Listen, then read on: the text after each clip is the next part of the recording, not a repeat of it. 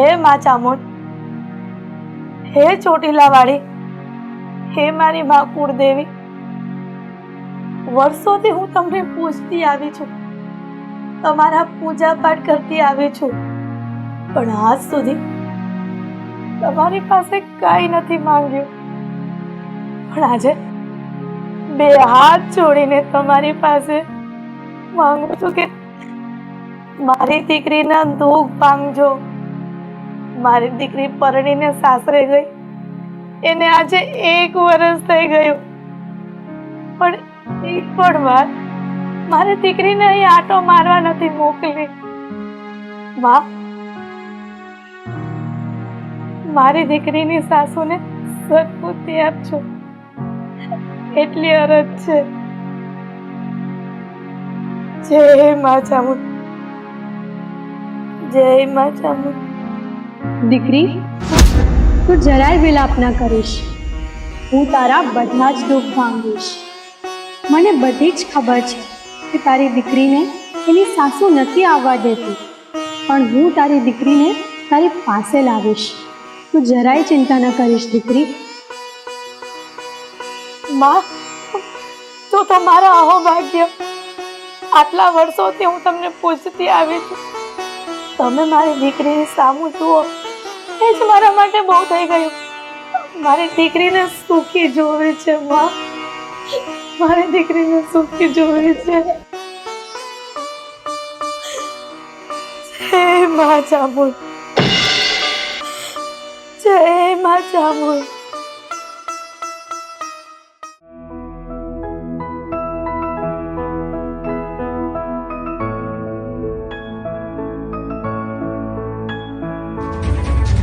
પપ્પા,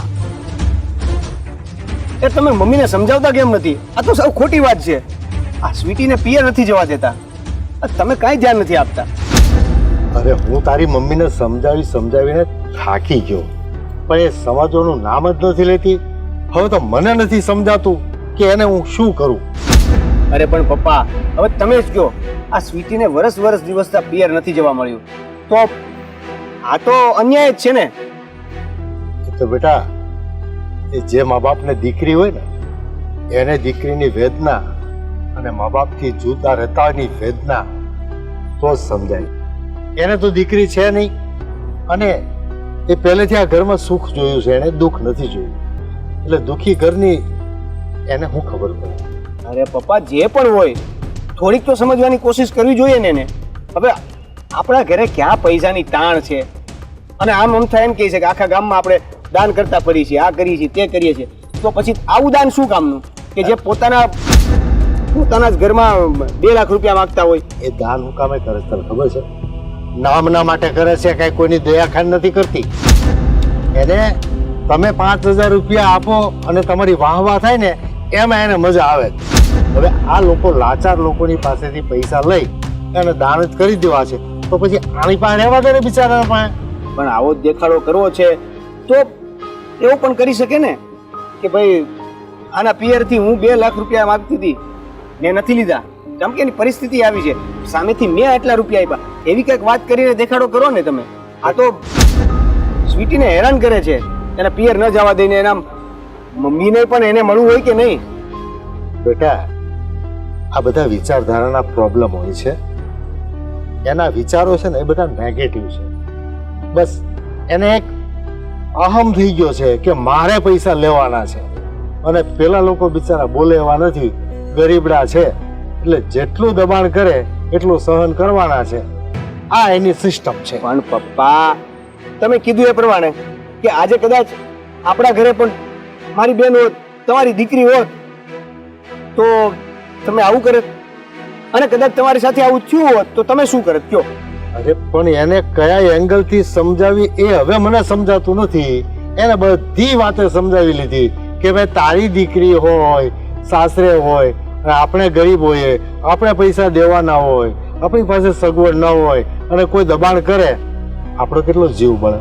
પણ પપ્પા, જે કેવું કહું તમને, આ અમારા બે વચ્ચે ઝઘડો થાય છે આ બાબતે. અને આ તો સારું છે કે સ્વીટી સારી છે કે અત્યાર સુધી રોકાણી કરે, બાકી બીજી કોઈ છોકરી હોત તો ઘરે જતી રહી હોત. મારે નથી રહેવું અહીંયા એવું કહીને બેગ પેક કરી લીધા હોત. ગરીબ છે, સંસ્કારી છે, આપણે બધું સમજીએ છીએ, પણ મિસ્ટેક તારી મામાં છે, એને કેમ સુધારવી ને એ આપણે વિચારવાનું રહ્યું. પપ્પા, જે મારી માં છે એ તમારી પત્ની પણ છે, તો એક હસબન્ડ તરીકે તમે એને કંઈક સમજાવો ને.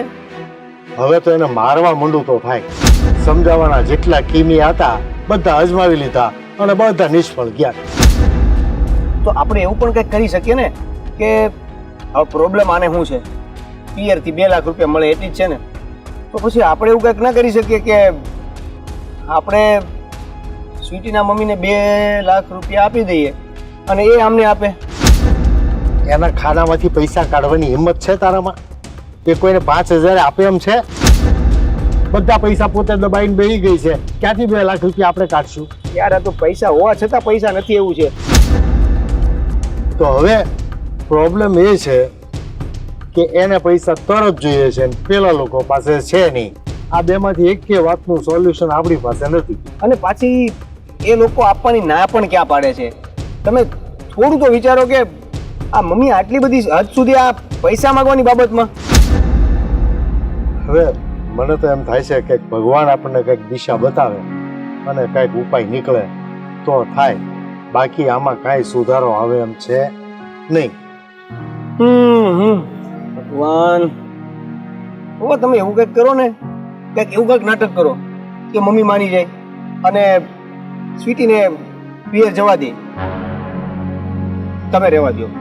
તમે નાટક કરશો ને, કદાચ બાફી નાખશો ને, તો પછી અમુકનું અઘરું પડશે. હું શું કરી શકું? એક કામ કરું છે ને, પહેલા તું છે ને શાંતિથી વિચારીને મને કહેજે. તું જે પ્રમાણે કહીશ ને એ પ્રમાણે હું તને સહકાર આપીશ. એટલે હું એવું કહેતો હતો કે હું તમારું કંઈક બહાનું કાઢીને મમ્મી સાથે એક દીકરા તરીકે વહાલ ભર્યું પ્રેમથી વાત કરું અને ઇમોશનલ કરી દો એને, અને પછી કદાચ વાત કરું અને માને તો માને, એમ એક ચાન્સ છે આપણી પાસે. કાળમીણ પથ્થર છે, એની પર પાણી રેડે થોડો ઈ પીગળે. તું છે ને તારી રીતે વિચારીને મને કહેજે, આપણે કાંઈક રસ્તો કાઢીશું. જો પપ્પા, અત્યાર સુધી તો હું સ્વીટીને નાની મોટી વાત ને આડાહળી વાત કરીને સમજાવતો રહ્યો છું અને અત્યાર સુધી ચાલ્યું છે, પણ હવે જો સ્વીટીએ મને ચોખ્ખું કહી દીધું છે કે તમારે મને પિયર જવા જ ના દેવી હોય તો પછી એક કામ કરો, મને હંમેશા માટે ઘરે મૂકી આવો. એટલે મારે અહીંયા નથી રહેવું. એવું બધું કાંઈ નહીં થાય, તું શાંતિ રાખજા. વિચારીને પછી કંઈક કહેજે મને. ઓકે.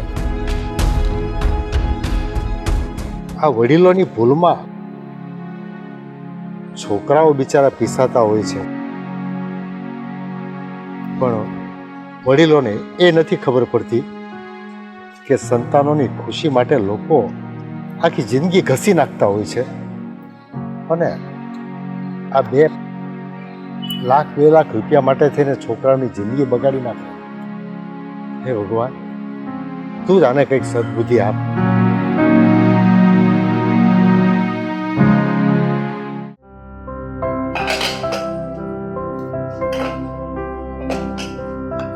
સાંભળ, આજે શાક બનાવે ને તો મારા શાકની અંદર મરચું ઓછું નાખજે, અને કહું છું નાખતી જ નહીં, કારણ કે મારું મોઢું આવી ગયું છે. હા, મોઢું તો આવી જ જાય ને મમ્મી, કારણ કે તમારા મોઢામાંથી કુવેણ જ નીકળે છે, ત્યારે સારા શબ્દ તો નીકળ્યા નથી. તને એવું નથી લાગતું કે તું વધારે પડતો જીભડો ચલાવી રહી છે? હા, ચલાવું જ ને. આજ સુધી મેં માન રાખ્યું મમ્મી તમારું, પણ હવે નહીં, કારણ કે તમે જ્યારે હોય ત્યારે મારા માવતરને સંભળાવો છો. ઘરની વહુ છું, નોકરાણી નહીં. અચ્છા, વહુ છે તો વહુની ફરજ નથી ખબર? હા, તને એટલું જ ખબર છે કે તું વહુ છે, હું અહીંયા આવી ગઈ છું, અને તને તારા માવતરનું એટલું જ લાગતું હોય તો તારે પરણવું જ નહોતું જોઈતું, તારે માવતરને ત્યાં જ રહેવું જોઈતું હતું, હા ને? હા મમ્મી, એ તો એવું જ હોય ને. કદાચ મારા માવતર હમણે 2 લાખ રૂપિયા તમને દઈ દે તો તમને આ જ બહુ દીકરી જેવી લાગવા માંડે. ના ના ના, જરાય નહીં. તારી માં વચન પાડે એવી છે જ નહીં. તારી માં ખાલી છે ને મોટી મોટી હાંકે ને વેકા પોતદારી કહેવાય એ છે. એ ક્યારેય છે ને એ કીધેલો વેણ પૂરો કરે એવી નથી. બાકી જે માએ પોતાની દીકરીને વડાવી હોય, વરસ દિવસ થઈ જાય, એ એના ઘરે ના આવે, એ માં એની ખબર જોવા એના સાસરે પણ ના આવે. એટલે તું તારી માના વખાણ કરવાના રહેવા દે કે તારી માં કેટલી મહાન છે. તારી માં જો મહાન હોત ને તો તું તો પિયર ના ગઈ, એ ક્યારે સાસરે ના આવી ને આવે કયા મોડે. જો વચન આપ્યું હોય ને પૂરું ન કરે તો ક્યાંથી આવે? આ તો મારી માં અને મારી માએ દીધેલા સંસ્કાર છે, એટલા માટે હું અહીંયા ટકી રહી છું. બાકી મારી માએ જો મને કીધું હોત ને કે હા ભાઈ તું રહેવા દે, તને એટલો ત્રાસ આપતા હોય તારું સાસરું છોડીને પિયરમાં આવી જા, પણ મારી માના સંસ્કાર આવા નથી.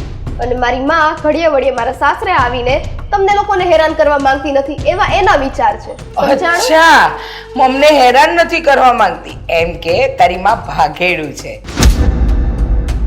તારી માં કોઈને મોઢું બતાવી શકે ને એવી નથી, તો કયા મોઢે અમારા ઘરે આવે? મમ્મી બસ બસ, હવે તમે ગમે તેમ અપશબ્દ બોલો છો, હું ક્યારની સાંભળું છું. પછી કંઈક લિમિટ હોય. તમે મોટા છો તો પણ તમને નથી ખબર પડતી કે નાનાને કઈ રીતના સચવાય. ચલો આ ઘરમાં તો હું અત્યારે આવી છું, આની પહેલા તો પૂરી જવાબદારી તમારી જ હતી ને. પરિવાર એક સાથે રહે, ભેગો થઈને રહે એવું નહીં, બસ વહુ ને દીકરાને કઈ રીતના અલગ તારવવા ને એ જ આવડે છે. હા, અને તે શું કીધું? દીકરા અને વહુને અલગ તારવતા આવડે છે, હું ભેદભાવ કરું છું. આ બધી વાત છે ને તારા મોઢે નથી સારી લાગતી. અને રહી વાત તારા સંસ્કારની, બહુ જ સારા સંસ્કાર હોય ને તો માના ઘરે જઈને રૂપિયા લઈ આવાય, અહીંયા ફાકા પોતદારી ન કરાય. બસ તમારી પીને રૂપિયા તો અટકી ગઈ છે. આ ઘરમાં આટલું છે, ભગવાને આટલું દીધેલું છે, પણ નહીં, તમને તમારા પિયરનો જ રૂપિયો જોઈએ છે. પરંતુ મમ્મી દર વખતે પોસિબલ બને ને એવું નથી હોતું. અચ્છા, તારા પિયરના રૂપિયા અમે બંગલા નહીં બનાવી લઈએ. આ તો શું છે કે તારા બાપે એની મરણ મૂડી રાખી હશે, હે?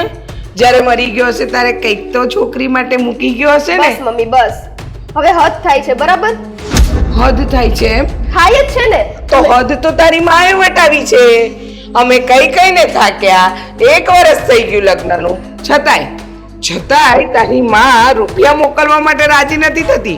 અરે તારી માની જગ્યાએ કોઈ બીજી માં હોય ને તો પોતાનું ઝૂંપડું વેચીને દીકરીને કર્યાવર કરે, પણ ના, તારી માં તો સ્વાભિમાની. કદાચ મારી માં એક વખત ઝૂંપડું વેચવા પણ તૈયાર થઈ જાય, પરંતુ હું જ મારી માને ના કહી દઉં ને, કદાચ મને પિયરમાં સાવ જવા ના મળે ને તો પણ વાંધો નહીં, પરંતુ મારી માનો આશરો તો હું કોઈ દિવસ નહીં છેડું. અચ્છા, વાહ વાહ, માં ગરીબડી ગાય ને દીકરી ઝાંસીની રાણી. બસ આવી રીતે જ રહેજે. જ્યાં સુધી ના આવે ને ત્યાં સુધી કાન ખુલ્લા રાખજે ને તારી બોબડી બંધ રાખજે, સમજી? નહીં રાખું, મારી બોબડી જરાય બંધ નહીં રહે. બોલો શું છે તમારે? અચ્છા, એટલે તું બોબડી બંધ નહીં રાખે એમ? હા, નહીં રાખું. તો તને ખબર નથી હું શું શું કરી શકું છું? અરે તમારેથી હવે જે થાય ને એ કરી લેજો, બરાબર? હવે તમારી આ વહુ તમારા દબાણમાં રહે ને એવી નથી, યાદ રાખી લેજો. અચ્છા, નહીતર તું શું કરીશ? બધું કરીશ. જેટલું તમારીથી થાય છે ને એટલું અમને પણ કરતા આવડે છે, પણ આ તો માન રાખતા હતા ને ત્યાં સુધી, પણ તમે માનને પણ લાયક નથી. અચ્છા, હું માનને લાયક નથી એટલે? અને તને જીબડો આવી ગયો છે ને, તો જો આ તારી સાસુ છે ને તારી સાથે શું કરી શકે છે ને એ હજી તને ખબર નથી. છોડો મમ્મી, આ કેટલા સમયથી આ બધું હું સાંભળતી આવું છું. આ કરી શકું ને તે કરી શકું, પેલું કરી શકું, તમારીથી કાંઈ ના થાય. બાકી છે ને તમારીથી થાય એ કરી લેજો. અમે પણ એમનેમ તો નથી, મને પણ આવડે છે કઈ રીતના શું કરાય. સીધી આંગળીએ ઘી ના નીકળે ને તો આંગળીને ઉલટી કરતા ને ટેડી કરતા પણ આવડે છે, એટલું યાદ રાખજો. અચ્છા, હવે તું આખી આંગળીએ ઘી કાઢી તો જો, સમજી ગઈ? તે જેટલી દિવાળી નથી જોઈ ને એટલા મેં ફટાકડા ફોડ્યા છે.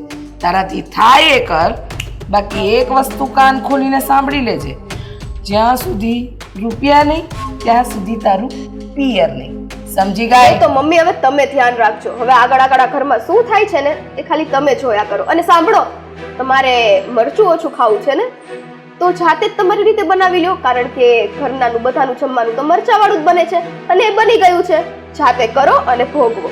જો સાંભળ, તારે ન બનાવતો વાંધો નહીં, એક કામ કરજે, હું તને પગાર આપી દઈશ નોકરાણી તરીકે. હા, પણ ગરીબ ઘરની છોકરી છે ને, રૂપિયા વગર કામ નહીં થાય. એક કામ કરજે, રસોઈ બનાવી નાખજે. તું આજથી અમારી ઘરની નોકરાણી. ઓકે, નોકરાણી ને તો આ નોકરાણીને 2 લાખ રૂપિયા તમે ચૂકતા કરી દેજો. તો આજ પછી મારી મા પાસે 2 લાખની આશા ન રાખતા, ભલે? અચ્છા, મા પાસે નહીં, તને જો કેવા દુઃખ આપું છું. અત્યાર સુધી તને એમ હતું ને કે હું જતી કરીશ, પણ જો તારી જીભડીને પગ આવતા હોય ને તો મને તો પાંખો છે. જો કેવી હું ઉડું અને તને ઉડાવું. હે માં ચામુંડ, હું તમારી પરમ ભક્ત છું અને તમે તો મને હાજરા હજુર છો. માં, તમને તો દરેક વસ્તુની ખબર છે કે આ ઘરમાં શું બની રહ્યું છે અને શું થવા જઈ રહ્યું છે. માં, હું મારી સાસુને મારી મા સમાન માનું છું, છતાં પણ મારી સાસુ મારી સાથે નોકરાણી જેવું વર્તન કરે છે. આટલા સમયથી હું પિયરે નથી ગઈ. મારી માં, એને પણ મારી જરૂર છે, પરંતુ મારી સાસુ મને આ ઘરમાંથી બહાર જ નથી નીકળવા દેતી, એ પણ ખાલી એક પૈસા માટે થઈને. માં, તમને દરેક વાતની જાણ છે. તમને ખબર છે કે આ તમારી દીકરી સાચી છે, તો પછી તમે એને આટલું હેરાન શું કામ થવા દો છો? માં, મને જવાબ જોઈએ છે. માં, મને દર્શન આપો, મને જવાબ આપો. માં, મને જવાબ આપો. દીકરી, તું શા માટે ચિંતા કરે છે? કોણ બોલ્યું આ?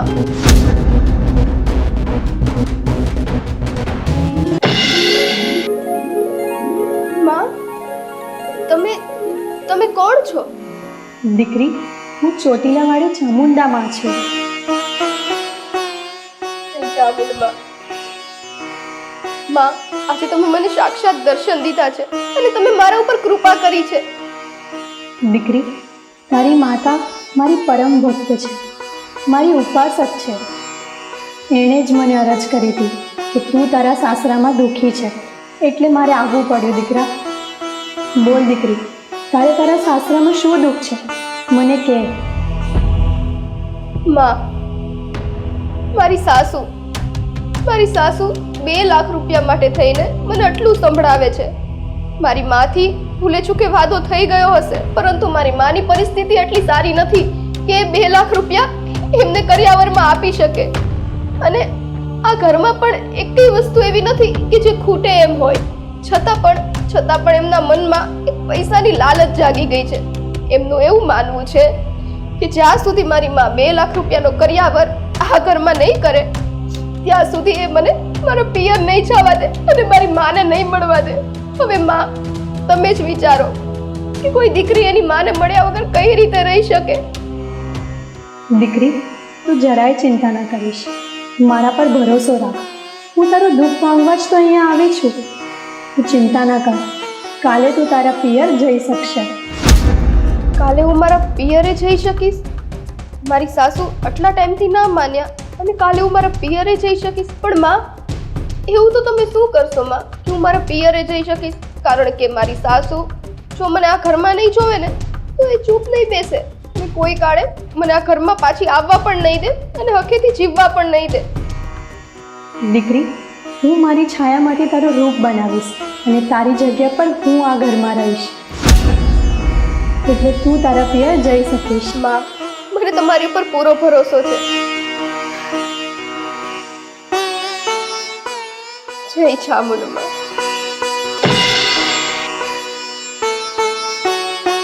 આજે મને વિશ્વાસ થઈ ગયો કે મારી માની પણ શ્રદ્ધા અને આસ્થા, જેને કારણે માં ચામુંડે મને દર્શન દીધા.